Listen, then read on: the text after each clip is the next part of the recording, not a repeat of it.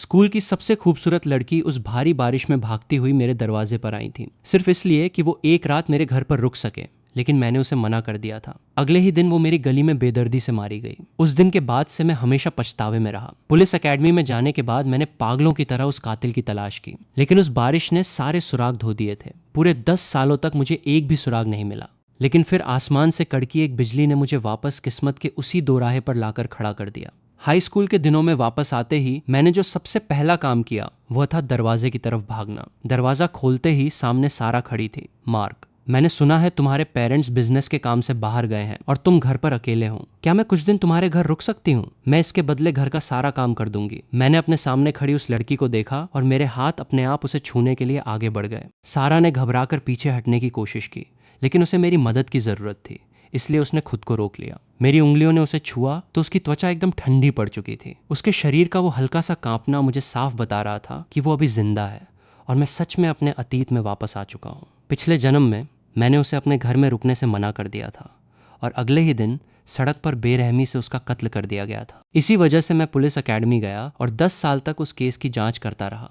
लेकिन उस रात की भारी बारिश ने सारे सुराग मिटा दिए थे। सॉरी कहते हुए सारा घबराकर पीछे हटने लगी, लेकिन उसका पैर फिसल गया और वो पीछे की तरफ गिरने लगी। मैंने फुर्ती से उसकी कमर पकड़ी और उसे अपनी बाहों में खींच लिया। उस भारी बारिश के शोर के बीच हम दोनों के बीच एक अजीब सी खामोशी छा गई। वो मेरी बाहों में इस कदर सहमी हुई थी कि हिलने की हिम्मत भी नहीं कर पा रही थी। मैंने तुरंत अपने हाथ हटाए और रोशनी से थोड़ा दूर हट गया। तुम ठंड से कांप रही थी, इसलिए तुम्हें थोड़ी गर्माहट देने के लिए मैंने ऐसा किया। आई एम सॉरी, सारा ने धीमे से कहा। कोई बात नहीं। मैंने साइड में होकर उसे अंदर आने का रास्ता दिया। उसके चेहरे का रंग उड़ा हुआ था। उसे देखकर मेरे दिमाग में पुराने ख्यालात तेजी से घूमने लगे। पिछले जन्म में वो कातिल इस शहर में वो मर्डर करने के बाद हमेशा के लिए गायब हो गया था। लेकिन इस बार मैं सिर्फ उसे बचाऊंगा ही नहीं, बल्कि अपने सालों के पुलिस एक्सपीरियंस का इस्तेमाल करके आज रात ही उस कातिल को ढूंढ निकालूंगा। सारा नर्वस होकर एंट्रीवे पर खड़ी अपनी शर्ट का कोना खींच रही थी। जब मैं उसके लिए स्लीपर्स लेने के लिए मुड़ा तो वो और भी घबरा गई। मेरे मोजे गीले हैं, तुम्हारे स्लीपर्स गंदे हो जाएंगे। मैं नंगे पैर ही अंदर आ जाती हूँ, बाद में फर्श पोंछ दूंगी। इस तूफानी रात में एक लड़के के साथ घर में अकेले होने और पूरी तरह भीगे होने की वजह से वो बहुत अनसेफ महसूस कर रही थी। खुद को शांत रखने के लिए उसने अपने नाखून अपनी हथेलियों में गड़ा लिए थे। जैसे ही मैं पलटा, उसने अपनी नजरों से तेजी से पूरे घर को देखा। जब उसकी नजर टेबल पर रखी गर्म चाय और बिखरे हुए डिब्बों पर पड़ी, तब जाकर उसकी पीठ का तनाव थोड़ा कम हुआ। मैंने तौलिया देते हुए कहा, अगर तुम्हें ऐतराज न हो तो पहले बाल सुखा लो। उसने झिझकते हुए पूछा, क्या तुम मुझे पहनने के लिए कुछ कपड़े दे सकते हो? मेरे कपड़े काफी गीले हो गए हैं। तब मेरा ध्यान इस बात पर गया कि उसने अपनी भीगी हुई शर्ट को कितनी कसकर पकड़ा हुआ था। मैंने कहा, वैसे भी तुम्हें कपड़े बदलने ही हैं, तो क्यों ना तुम एक हॉट बाथ ले लो, वरना तुम्हें ठंड लग जाएगी और तुम बीमार पड़ जाओगी। गेस्ट रूम में बाथटब नहीं है तो तुम मेरे कमरे का बाथरूम यूज कर लो, मैं गर्म पानी चालू कर देता हूँ। मेरे बाथरूम में नहाने की बात सुनकर सारा शर्म से लाल हो गई और उसने बहुत ही धीमी आवाज में हाँ कहा। बाथरूम से पानी गिरने की आवाज आने लगी। सारा ने मुझे व्यस्त देखकर आखिरकार हिम्मत जुटाई और बोली, मार्क। मैंने उसे रोकते हुए कहा, तुम मुझे सिर्फ मेरे नाम से बुला सकती हो। तुम शायद ये पूछना चाहती हो कि मैंने तुमसे यहाँ रुकने की वजह क्यों नहीं पूछी। सारा ने हैरानी से सिर उठाया और बड़ी सी आंखों से मेरी तरफ देखते हुए हाँ में सिर हिलाया। मैंने कहा, तुम्हारी जैसी खूबसूरत लड़की अगर इतनी भारी बारिश में किसी का दरवाजा खटखटाकर मदद मांग रही है तो यकीनन कोई बहुत बड़ी मजबूरी रही होगी। अगर तुम इस बारे में बात करने में कंफर्टेबल नहीं हो तो मेरा बार बार पूछना सही नहीं है। मेरी ये बातें सुनकर सारा की आंखें भर आईं। पानी का टेम्परेचर सेट करने के बाद मैं उठा और धीरे धीरे चलकर उसके पास गया। मैंने अचानक अपना हाथ उसके कान के पास दीवार पर टिकाया और उसे अपने घेरे में ले लिया। मुझे इस बात की कोई फिक्र नहीं है कि तुम्हारे इरादे क्या हैं, लेकिन क्या तुम्हें डर नहीं लगता कि अगर तुम यहाँ रुकी तो मैं तुम्हारे साथ कुछ गलत कर सकता हूँ? दीवार से टिककर सारा ने अपने होंठ चबाए। उसे अपने अंदर एक अजीब सी गर्माहट महसूस हो रही थी। उसने बहुत हिम्मत से मेरी आंखों में देखा और बोली, मुझे तुम पर भरोसा है। उसके इस एक जवाब ने मेरे पास उसे और आजमाने की कोई गुंजाइश ही नहीं छोड़ी। मुझे याद आया कि आज रात मुझे कुछ बहुत ज़रूरी काम भी करने हैं, इसलिए मैंने मुस्कुराते हुए अपना हाथ हटा लिया। जाओ, जाकर नहा लो। और हाँ, तुम्हारे कपड़ों की बात है तो तुम्हारी हाइट के हिसाब से मेरी हुडी तुम पर एक ड्रेस की तरह फिट आएगी। फिलहाल उसी से काम चला लो।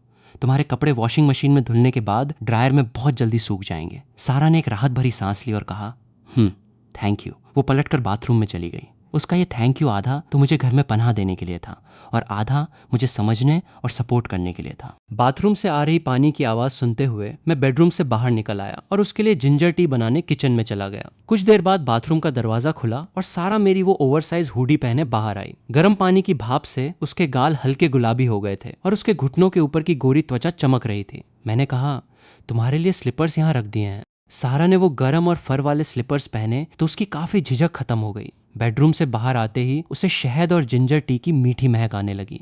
मैं मग लेकर उसके पास गया। मेरी नजर उसकी हुडी के बड़े से नेकलाइन पर पड़ी और मैं एक पल के लिए रुक सा गया। मैंने मग उसकी तरफ बढ़ाया और कहा, लो थोड़ी जिंजर टी पी लो। सारा ने मग पकड़ा और छोटे छोटे घूंट लेकर पीने लगी। मैंने पूछा, क्या मैं तुम्हारे लिए थोड़े नूडल्स बना दूं? उसने कहा, क्या इससे तुम्हें परेशानी नहीं होगी? इसमें परेशानी कैसी? बस कुछ ही मिनटों का काम है, तुम बैठो, मैं तुम्हारे लिए 2 अंडे भी फ्राई कर देता हूँ। मैं उठने ही वाला था कि उसने मेरा हाथ पकड़ लिया।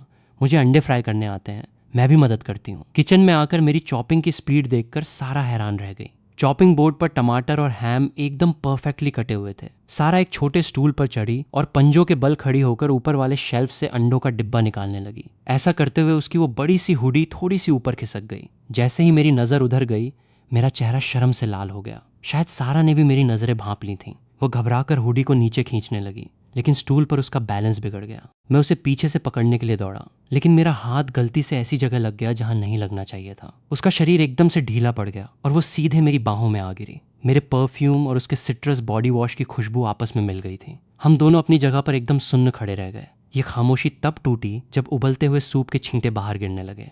मैंने तुरंत अपने हाथ पीछे खींचे, थोड़ा पीछे हटा और उसके हाथ में चम्मच थमा दिया। तुम इसे चलाओ, मैं अंडे निकालता हूँ। मुड़ते ही मैंने आईने में देखा कि मेरे कान पूरी तरह लाल हो चुके थे। तो इतने सालों में ऐसा नहीं था कि मुझे लड़कियों में कोई दिलचस्पी नहीं थी, बल्कि बात बस इतनी थी कि कोई और मुझे कभी इस तरह का एहसास दिला ही नहीं पाई। सारा भी लाल चेहरे के साथ सिर झुकाए नूडल्स चला रही थी। तेल की छनछनाहट ने हमारे धड़कते दिलों की आवाज को काफी हद तक छुपा लिया था। सूप की खुशबू से पूरा किचन महक उठा। मैंने नूडल्स टेबल पर रखे और जानबूझकर उसकी कांपती उंगलियों को छूने से बचा। ध्यान से, बहुत गर्म है। तुम्हें जो चैनल देखना हो लगा लो। टीवी ऑन होते ही सारा ने अपनी चॉपस्टिक्स कसकर पकड़ ली। टीवी स्क्रीन पर वही एडल्ट वीडियो चल रहा था जिसे मैं पहले बंद करना भूल गया था। सीन काफी इंटेंस था। मैंने अपनी शर्मिंदगी छुपाने के लिए हल्का सा खांसा और तुरंत मेनू पर जाकर क्रेयॉन शिन चैन लगा दिया। मैं तो भूल ही गया था कि पहले भी मैं इसी डर से उसे अंदर आने से मना कर देता था कि कहीं वो ये सब न देख लें। शुक्र है कि इतने सालों के तजुर्बे ने मुझे थोड़ा ढीठ बना दिया था। बिना कोई एक्सप्रेशन बदले मैंने ऐसे रिएक्ट किया जैसे कुछ हुआ ही ना हो। सारा ने भी तुरंत टॉपिक चेंज कर दिया। मुझे नहीं पता था कि तुम इतनी अच्छी कुकिंग करते हो। मैंने टिश्यू पेपर से उसकी नाक पर आई पसीने की बूंदों को हल्के से पोंछा। पसीना आ रहा है ना, इसका मतलब है कि शरीर की ठंडक बाहर निकल रही है। आराम से खाओ, बर्तन में और भी है। वो पूरे फोकस के साथ नूडल्स खा रही थी। उसने सूप के साथ पूरा बाउल एकदम साफ कर दिया और उसके चेहरे पर एक अजीब सा सुकून था। क्या एक बाउल से तुम्हारा पेट भर गया? उसने हाँ में सिर हिलाया। उसके इतना कहते ही बाहर जोर से बिजली कड़की। मेरी नजर तुरंत घड़ी पर गई।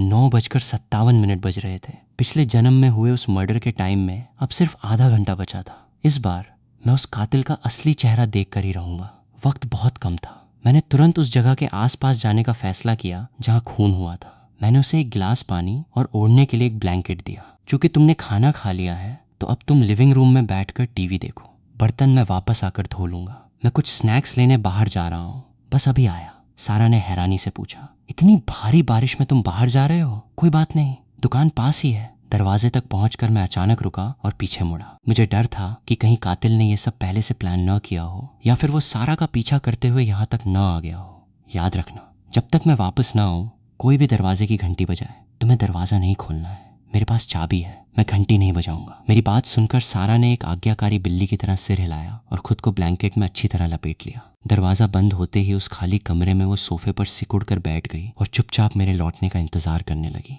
मैंने अपना काला छाता खोला और बारिश में बाहर निकल पड़ा। अपनी वाटरप्रूफ घड़ी पर टाइम देखा। रात के 9:58 बज रहे थे। पिछले जन्म में फोरेंसिक रिपोर्ट के हिसाब से सारा की मौत का समय करीब 10:30 बजेगा था। आज रात मेरा टारगेट वो 24 घंटे खुलने वाला कन्वीनियंस स्टोर था जो उसके उस रास्ते में पड़ता था जहां से उसे गुजरना था। पिछले जन्म में सारा ने उसी स्टोर से छाता लिया था और कुछ खाने के बाद उस गली की तरफ गई थी जहां उसका मर्डर हुआ था। हालांकि आज रात वो मेरे घर पर सेफ थी, लेकिन मुझे ये कंफर्म करना था कि क्या टाइमलाइन अपने आप को सही करने की कोशिश करेगी। क्या सारा की जगह कोई और उस जगह पर मरेगा? मैं ऐसा बिल्कुल नहीं होने दे सकता था। रास्ते में मैंने अपना फोन निकाला और घर का कैमरा चेक किया। स्क्रीन पर सारा सोफे पर घुटने मोड़कर बैठी टीवी देख रही थी। ये तसल्ली होने के बाद कि वो शांति से घर पर है और कहीं गई नहीं है, मैंने अपने कदम तेज कर दिए। कन्वीनियंस स्टोर के पास पहुंचते ही मुझे किसी के कराहने की आवाज आई। गली के कोने में कूड़ेदान के पास एक दुबला पतला लड़का सिकुड़ा हुआ पड़ा था। कुछ गुंडे उसे घेर कर लात घूंसे मार रहे थे और बदतमीजी से पूछ रहे थे कि उसने अपने हाथ में क्या छुपा रखा है।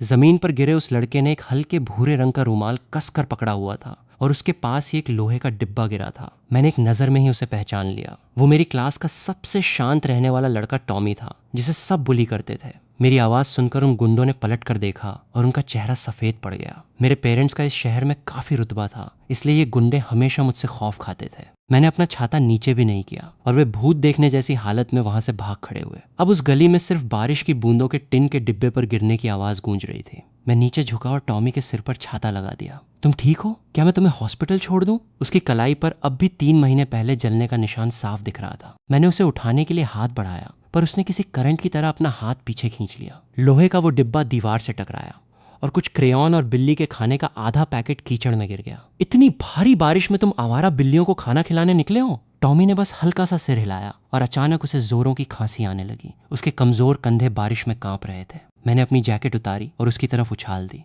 इसे पहन लो। क्या तुम्हारी माँ फिर से आउट ऑफ टाउन है? अगर तुम बीमार पड़ गए तो तुम्हारे छोटे भाई का ख्याल कौन रखेगा? तभी मेरे दिमाग में पिछले जन्म की सीसीटीवी फुटेज फ्लैश हुई। पिछले जन्म में सारा ने कन्वीनियंस स्टोर के बाहर कुछ ऐसा देखा था जिसकी वजह से वो उस गली में गई थी। टॉमी को देखकर मुझे अचानक सब समझ आ गया। सारा ने यकीनन टॉमी को उन गुंडों से पिटते हुए देखा होगा। मेरे दिमाग में पिछले जन्म की सारी डिटेल्स तेजी से घूमने लगी। अगर सारा उस रात कन्वीनियंस स्टोर से निकलकर इस बुलिंग को रोकने आई होगी तो पूरी तरह भीगी होने के कारण उन गुंडों का ध्यान टॉमी से हटकर सारा पर चला गया होगा। मैंने याद करने की कोशिश की कि पिछले जन्म में मंडे को टॉमी कैसा दिख रहा था। उस दिन उसकी चोटें आज से कहीं ज्यादा गहरी थीं, लेकिन सारा की मौत पर उसका कोई खास रिएक्शन नहीं था। इसका मतलब था कि पिछले जन्म में टॉमी ने यकीनन अपनी जान पर खेलकर उन गुंडों को रोका होगा ताकि सारा वहां से भाग सके। अगर उन गुंडों ने सारा का मर्डर नहीं किया तो असली कातिल कोई और था। थोड़ा और सोचने पर मुझे एक सबसे अहम सुराग मिला। कातिल का हथियार! इस तूफानी रात में जो भी वो जानलेवा चाकू लेकर घूम रहा होगा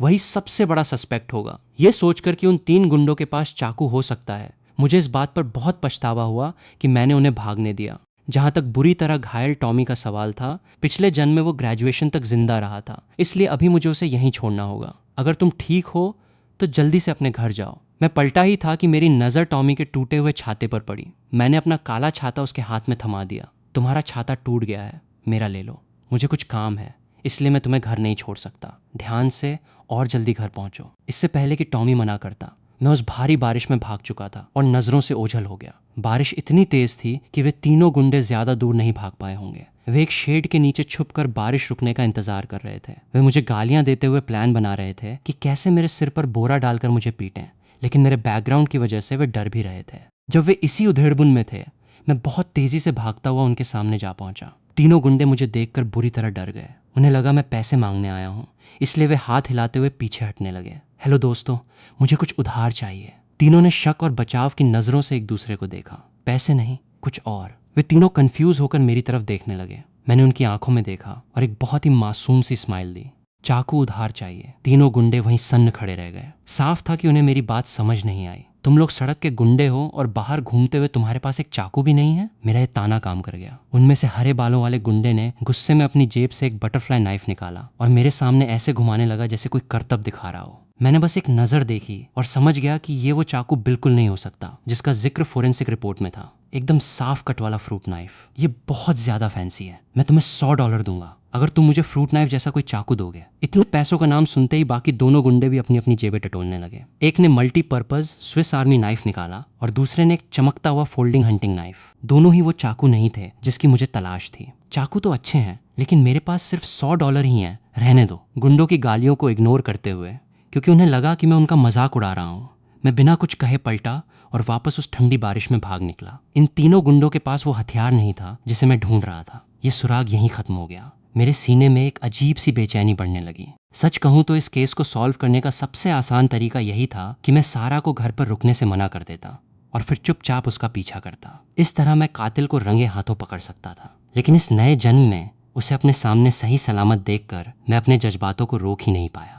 मैं समंदर में सुई ढूंढने जैसी इस मुश्किल को चुनना पसंद करूंगा, लेकिन उसकी जान को जरा भी खतरे में नहीं डालूंगा। मैं वापस कन्वीनियंस स्टोर में गया ताकि कुछ खाने का सामान खरीद सकूं। एक भले से कर्मचारी ने मुझे अपने सिर का पानी पोंछने के लिए एक साफ तौलिया दिया। मैंने उसे थैंक यू कहा, पानी पोंछा, अपना फ़ोन एक वाटरप्रूफ पाउच में डाला और पिछले जन्म में सारा ने जैसे जैसे कदम बढ़ाए थे, बिल्कुल वैसे ही मैं उस खूंखार तूफान में फिर से निकल पड़ा, उसी मनहूस जगह की तरफ जहाँ वो मर्डर हुआ था। बाहर निकलते ही तेज हवा ने मेरे छाते की हड्डियां मोड़ने की कोशिश की। कीचड़ और टूटे कांच पर पैर रखते हुए मैं आखिरकार सीसीटीवी कैमरे के उस ब्लाइंड स्पॉट पर पहुंच ही गया। फोरेंसिक रिपोर्ट में इसी जगह का बार बार जिक्र किया गया था। मेरी वाटरप्रूफ घड़ी चमक रही थी। समय था रात के 10:17 अचानक से एक तेज हवा का झोंका आया और मेरा छाता पलट गया। मैंने छाता वहीं छोड़ दिया और उस ठंडी बारिश को अपने ऊपर गिरने दिया। वाटरप्रूफ पाउच में मेरा फोन वाइब्रेट हुआ। उस गीली ईंटों वाली दीवार के सहारे खड़े होकर मैंने अपने घर का कैमरा चेक किया। उस हल्की पीली रोशनी में सारा सोफे के कोने में सिकुड़ी बैठी थी।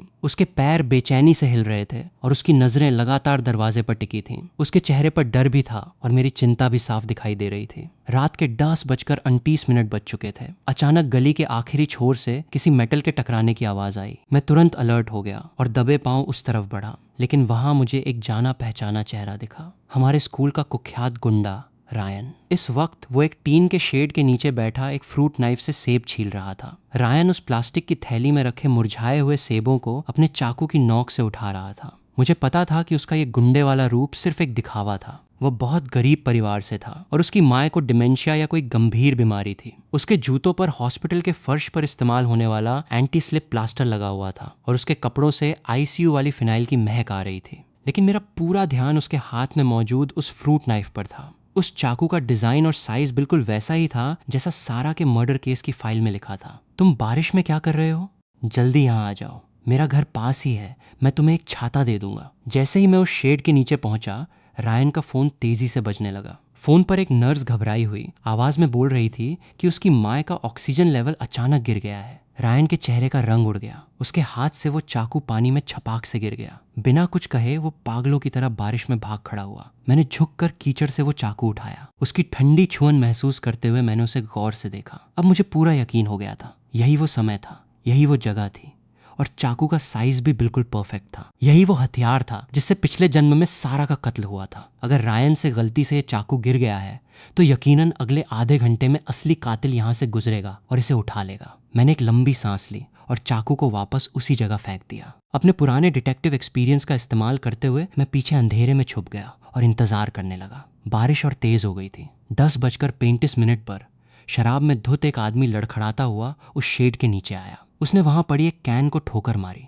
और उसके कीचड़ से सने जूते उस चाकू के हैंडल पर पड़े, जिससे चाकू का ब्लेड कीचड़ में और गहराई तक धंस गया। फिर वो अपनी आधी बची बोतल पकड़े वहां से चला गया। 10:37 पर एक डिलीवरी बॉय ने अपनी साइकिल का ब्रेक लगाया, पर वो फिसल कर उस चाकू के ऊपर गिर पड़ा। वो गालियां बकता हुआ उठा और गुस्से में उस चाकू को नाली की तरफ लात मार दी। वो चाकू पूरी तरह से कीचड़ और गंदे पानी में छुप गया। अब रात के 10:55 बज रहे थे। कीचड़ में सने उस चाकू को किसी का इत्तेफाक से ढूंढ लेना नामुमकिन था। सारा की मौत के अंदाजे वाले समय में अब बस कुछ ही मिनट बचे थे। तभी काले रंग का रेनकोट और मास्क पहने एक परछाई उस गली में दाखिल हुई। वो थोड़ा झुक कर चल रहा था। वो सीधा उस कीचड़ में दबे चाकू की तरफ गया और नीचे झुक गया। मेरे शरीर की नसें एकदम तन गईं। जैसे ही उसने चाकू का हैंडल पकड़ा, रेनकोट की आस्तीन से उसका हाथ बाहर आया। उसकी कलाई पर एसिड से जलने का एक बहुत ही साफ निशान था। मैं तुरंत अंधेरे से बाहर आया और उस धुंधली सी रोशनी में रेनकोट के अंदर मौजूद उस चेहरे को साफ देखा। वो और कोई नहीं बल्कि हमारे स्कूल के सबसे शरीफ और अच्छे माने जाने वाले केमिस्ट्री टीचर मिस्टर डेविस थे। मेरे अंदर जैसे एक तूफान सा उठ गया। 3 महीने पहले लैब में लड़ते हुए बच्चों को बचाने के चक्कर में उनका खुद का हाथ एसिड से जल गया था। उस हादसे के बाद भी उन्होंने उन बच्चों को बड़े प्यार से समझाया था। वो अपनी पत्नी की हर बात मानने वाले पति के रूप में जाने जाते थे और हर कोई उनकी इज्जत करता था। लेकिन अगर कातिल वो थे तो पिछले जन्म की सारी कड़ियां जुड़ जाती थीं। पिछले जन्म में सारा पर उस अंधेरी गली में हमला हुआ था, लेकिन उसके भागने या संघर्ष करने का कोई निशान नहीं था। ऐसा इसलिए था क्योंकि वो भी इस शरीफ टीचर पर पूरा भरोसा करती होगी। अगर मिस्टर डेविस ने उसे अपना रेनकोट ऑफर किया होगा और कहा होगा कि वो उसे अपने घर ले जाकर अपनी पत्नी के पास सेफ रखेंगे, तो उस तूफानी और डरावनी रात में सारा उन पर जरा भी शक नहीं करती। ये सब सोचकर मेरा दिल दर्द से भर गया, लेकिन मैं कोई भी कदम जल्दबाजी में नहीं उठा सकता था। आखिरकार इस वक्त के मिस्टर डेविस ने अभी तक कोई जुर्म नहीं किया था। मैंने अपनी पुलिस ट्रेनिंग का इस्तेमाल करके ये पता लगाने का फैसला किया कि वो इतनी रात गए बाहर क्या कर रहे थे। Mister Davis! मेरी आवाज सुनकर उन्होंने सिर उठाया। मुझे इस तरह पूरा भीगा हुआ देखकर उनके चेहरे पर हैरानी और चिंता साफ झलक रही थी। मार्क, तुम इस हालत में यहाँ क्या कर रहे हो? कहीं तुम बारिश में तो नहीं फंस गए थे? सर, आप इतनी रात को बारिश में बाहर क्यों निकले हैं? मैंने उनके चेहरे के हाव भाव को गौर से देखते हुए पूछा। मैंने उनकी आंखों में एक पल के लिए झिझक साफ देखी। कुछ नहीं, बस एक सिगरेट का पैकेट लेने निकला था। वो झूठ बोल रहे थे। मिस्टर डेविस कभी सिगरेट नहीं पीते थे। ये बात पूरा स्कूल जानता था। मेरा रेनकोट काफी बड़ा है, तुम भी इसमें आ जाओ। मैं तुम्हें अपने घर ले चलता हूँ। वहां से तुम ये रेनकोट पहनकर अपने घर चले जाना। वो हमेशा की तरह बहुत ही प्यार से बोल रहे थे। मैंने बस सिर हिलाया और उनके रेनकोट में आ गया। साथ चलते हुए मैंने नोटिस किया कि उनकी नज़र पास ही लगी एक कॉन्डम वेंडिंग मशीन पर गई और फिर तुरंत उन्होंने मुझे कंधे से पकड़कर आगे बढ़ा लिया। मैं किसी जिंदा लाश की तरह उनके साथ चलता रहा। घर के दरवाजे पर पहुंचकर मिस्टर डेविस ने अचानक अपना फ़ोन निकाला, कोई मैसेज टाइप किया और फिर तुरंत फ़ोन वापस जेब में रख लिया। मैं अपनी चाबी लाना भूल गया हूँ, ज़रा इंतज़ार करो। लेकिन मैंने साफ महसूस किया था कि उनके बेल्ट में चाबियों का गुच्छा टंगा हुआ था। ये आज रात उनका दूसरा झूठ था। मेरा शक और भी गहरा हो गया। कुछ ही पलों बाद दरवाज़ा खुला। दरवाज़ा उनकी पत्नी स्टेला ने खोला, जो हमारे ही स्कूल में केमिस्ट्री पढ़ाती थी। उन्होंने सिल्क का नाइट गाउन पहना हुआ था, जिसकी बेल्ट ढीली थी और उनका चेहरा हल्का लाल था। एंट्रीवे की हल्की रोशनी में मुझे लिविंग रूम में टेबल पर रखी वाइन की आधी खाली बोतल, जलती हुई खुशबूदार मोमबत्तियां और चारों तरफ बिखरी गुलाब की पंखुड़ियां साफ दिखाई दे रही थीं। हवा में एक अजीब सा रोमांटिक सा माहौल था। उसी पल मेरे दिमाग की सारी बत्तियां जल उठीं और सारे सुराग एक सीधी लाइन में जुड़ गए। मिस्टर डेविस आज रात अपनी पत्नी के साथ रोमांटिक वक्त बिताने वाले थे, पर शायद कॉन्डम खत्म हो गए थे, इसलिए वो बारिश में बाहर निकले। अपनी आदत के मुताबिक उन्होंने रास्ते में नाली में फंसा कचरा साफ किया होगा और उसी दौरान उन्हें वो चाकू मिल गया। मुझे देखकर उन्हें वेंडिंग मशीन से सामान लेने में शर्म आई होगी और मुझे अकेला छोड़ना उन्हें सही नहीं लगा, इसलिए वो मुझे अपने साथ घर ले आए और दरवाजे पर चाबी न होने का नाटक करके मैसेज करना। वो बस अपनी पत्नी को कपड़े बदलने का वक्त दे रहे थे। उनका हर अजीब बर्ताव अब पूरी तरह से साफ हो चुका था। मैंने स्टेला से तौलिया लिया और अपने बाल पोंछने लगा, लेकिन अब मेरे मन का शक एक बहुत बड़े सवाल में बदल गया था। अगर वो सच में एक अच्छे इंसान है और उनकी पत्नी घर पे उनके लौटने का प्यार से इंतजार कर रही थी, तो क्या ऐसा इंसान रास्ते में किसी स्टूडेंट को मरने के लिए छोड़ देगा या फिर उसका मर्डर कर देगा? स्टेला का ध्यान मिस्टर डेविस के हाथ में मौजूद उस गंदे चाकू पर गया। नाली के पास मिला, इसमें काफी कचरा फंसा हुआ था। फिर मार्क मिल गया तो इसे फेंकना ही भूल गया। इतना कहकर मिस्टर डेविस उसे डस्टबिन में फेंकने ही वाले थे कि मुझे कुछ अजीब सा लगा। एक मिनट सर, क्या मैं ये चाकू देख सकता हूँ? मिस्टर डेविस ने थोड़ा कंफ्यूज होकर चाकू को पलटा और हैंडल मेरी तरफ करके बहुत आराम से मुझे पकड़ा दिया। उनके इस छोटे से एक्शन ने फिर साबित कर दिया कि वो अंदर से कितने जेंटल इंसान थे। मैंने उस फ्रूट नाइफ को बहुत ध्यान से देखा और मेरे होश उड़ गए। बाहर अंधेरा होने की वजह से मैंने पहले ध्यान नहीं दिया था, लेकिन इस चाकू के ब्लेड पर एक हल्का सा डेंट था। जाहिर है कि रायन ने इससे कोई बहुत सख्त चीज काटी होगी। फोरेंसिक रिपोर्ट में ऐसे किसी भी डेंट का जिक्र नहीं था। अगर ऐसे चाकू से मर्डर होता तो घाव बिल्कुल अलग तरह का होता। इसका मतलब था कि असली हथियार ये चाकू था ही नहीं। मैं पूरी तरह से गलत इंसान के पीछे भाग रहा था। मैंने घबराकर अपनी घड़ी देखी। रात के 11 बज चुके थे। असली कातिल शायद अभी अभी बाहर निकला हो। घबराहट में मैंने तौलिया स्टेला के हाथ में थमाया। सॉरी सर, मुझे बहुत देर हो रही है, मुझे तुरंत घर जाना होगा। मैं आपका रेनकोट लेकर जा रहा हूँ। मैंने वो चाकू वापस मिस्टर डेविस को दिया और उनका रेनकोट पहनकर दोबारा उस खौफनाक तूफान में छलांग लगा दी। मैं भागता हुआ वापस उसी जगह पर आया जहां मर्डर हुआ था। मैंने आसपास कई चक्कर लगाए। एक आध राहगीर वहां से गुजरा, पर कोई भी ऐसा नहीं लग रहा था जो बीच रास्ते में रुककर किसी का खून कर दे। रात के 11:30 बज चुके थे। सड़कें पूरी तरह से सूनी थीं। मैंने फोन निकालकर घर का कैमरा चेक किया। सारा सोफे पर सिकुड़ी हुई थी। उसे बहुत तेज नींद आ रही थी और उसका सिर बार बार नीचे गिर रहा था, लेकिन वो फिर भी जागने की कोशिश कर रही थी। वो बार बार दरवाजे की तरफ देखकर मेरा इंतजार कर रही थी। मैंने मुट्ठी भींची और अपना रेनकोट उतार फेंका। मैं उस घने अंधेरे में उस जगह के आसपास भटकता रहा। रात के 12 बज गए, लेकिन मुझे एक भी संदिग्ध इंसान नहीं दिखा। मेरे अंदर एक बहुत ही गहरी लाचारी और डर बैठ गया था। क्या मैं सच में चूक गया? अगर मुझे कातिल नहीं मिला तो मैं पिछले जन्म में हुए सारा के साथ उस अन्याय को कैसे मिटा पाऊंगा? मैंने अपना सिर आसमान की तरफ उठाया और उस भारी बारिश को अपने चेहरे पर गिरने दिया। मेरा इरादा और भी मजबूत हो गया। अचानक मेरा फोन वाइब्रेट हुआ। मैंने तुरंत कैमरा खोला। स्क्रीन पर सारा नींद में होने के बावजूद अकेलेपन के डर से लड़ते हुए दरवाजे तक आई और बहुत ही चिंता से आसपास देखने लगी। किसी अचानक आई आवाज से वो डर गई। उसने घबराकर कैमरे की तरफ देखा। मैंने कैमरे की तरफ देखकर एक प्यारी सी स्माइल दी और वादा किया कि मैं बस अभी आ रहा हूँ। इसके बाद वो अपने थके हुए शरीर को लेकर वापस ब्लैंकेट में सिकुड़ गई। अब उसके चेहरे पर काफी सुकून था। उस खाली सड़क को देखते हुए मैं बारिश में खड़ा रहा और ठंडे पानी को खुद पर गिरने दिया। ये मेरी पुरानी आदत थी। ठंडा पानी मेरे दिमाग को तेजी से काम करने में मदद करता था। मैंने आज रात मिले हर इंसान के बारे में सोचना शुरू किया। स्टोर का कर्मचारी, टॉमी, वो 3 गुंडे, मिस्टर डेविस। मैंने जबरदस्ती सबको सस्पेक्ट की लिस्ट में डाला। टॉमी, जब गुंडों ने उसका बैग पलटा था तो उसके पास से एक फूटी कौड़ी नहीं निकली थी। हथियार तो दूर की बात है, वो लिस्ट से बाहर। वो 3 गुंडे, उनके पास मोटिव हो सकता था, लेकिन उनके चाकू बिल्कुल अलग थे, वो भी बाहर। शराबी और डिलीवरी बॉय का सिर्फ चाकू से पैर टकराया था, और वैसे भी वो असली हथियार नहीं था। जब हर नामुमकिन इंसान लिस्ट से बाहर हो गया तो मेरे दिमाग की सुई एक ऐसे इंसान पर जाकर अटक गई जिसके बारे में मैंने सपने में भी नहीं सोचा था। रायन अपनी माँ की हालत बिगड़ने की खबर सुनकर हॉस्पिटल की तरफ भागा था और उसका चाकू वहीं गिर गया था। लेकिन क्या हो अगर उसकी माँ की हालत जल्दी ठीक हो गई हो? हॉस्पिटल से वापस आने के लिए आधा घंटा काफी था। क्या हो अगर लौटते वक्त उसे लगा हो कि उसका चाकू खो गया है और उसने पास की किसी दुकान से एक नया चाकू खरीद लिया हो? पुलिस फाइल में सच में ये बात दर्ज थी कि उस रात 10 से 11 बजे के बीच किसी ने जल्दबाजी में एक फ्रूट नाइफ खरीदा था और उसके वापस आने का समय मिस्टर डेविस के साथ मेरे उस वक्त से बिल्कुल परफेक्टली मेल खा रहा था जब मैं वहां नहीं था। इन सब कड़ियों को जोड़ते ही रायन पर मेरा शक बहुत ज्यादा बढ़ गया। इस थ्योरी को चेक करना बहुत आसान था। मुझे बस अभी रायन के घर जाकर उसका दरवाजा खटखटाना था। अगर वो घर पर आ चुका है और उसने सच में एक नया चाकू खरीदा है तो उसका कातिल होना पक्का हो जाएगा। अपनी याददाश्त के सहारे मैं उसके घर के पास पहुंचा। मेरा दिल बैठ सा गया। उसके घर की लाइट जल रही थी। मैंने एक गहरी सांस ली और दरवाजा खटखटाया। दरवाजा खुला। रायन बिना शर्ट के खड़ा था। उसके सिर पर एक तौलिया था। अरे मार्क, तू यहाँ क्या कर रहा है? इतनी रात को घर नहीं गया? और ये रेनकोट किसका है? मैं घर के अंदर घुसा और मेरी नजर सीधा टेबल पर रखे एक बिल्कुल नए फ्रूट नाइफ पर जाकर टिक गई। पुलिस फाइल में दर्ज वो रहस्यमयी इंसान जिसने इतनी रात को बारिश में चाकू खरीदा था, वो सच में रायन ही था।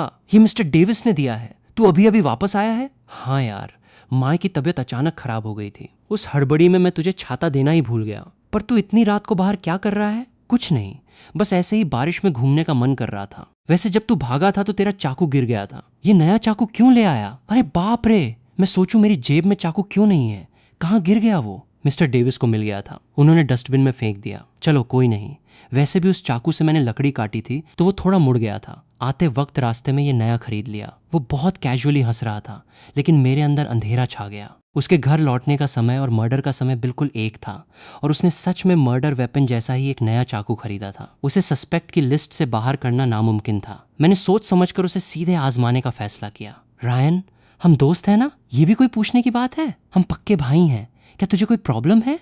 मुझे पता। उसके इस दोस्ताना अंदाज को देखते हुए मैंने सीधा उसकी आंखों में देखा। मैं नहीं चाहता कि किसी दिन मैं तुझे कोई जुर्म करने की वजह से जेल जाते हुए देखूं। कोई भी काम करने से पहले उसके अंजाम के बारे में सोचा कर। तेरी माँ को तेरी जरूरत है। कोई भी गैर कानूनी काम मत करना। रायन सन्न रह गया। उसने मेरी बात का बिल्कुल गलत मतलब निकाल लिया। उसे लगा कि मुझे स्कूल में उसके नकली सिगरेट बेचने वाले सीक्रेट प्लान के बारे में पता चल गया है। उसे गुस्सा नहीं आया, बल्कि वो इस बात से बहुत इमोशनल हो गया कि मैं इतनी भारी बारिश में उसे सही रास्ता दिखाने आया हूँ। तू टेंशन मत ले भाई, बाकी लोग भले ही न जाने, पर तुझे तो पता है मैं कैसा हूँ।